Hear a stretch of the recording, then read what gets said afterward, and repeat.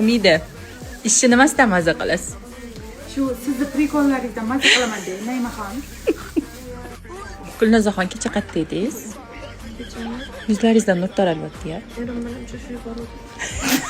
Munisa opa, eringiz sizni rosa yaxshi ko'rsalar kerak. Vashshi sevadi.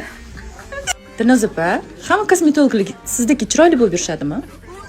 Hammasi emas.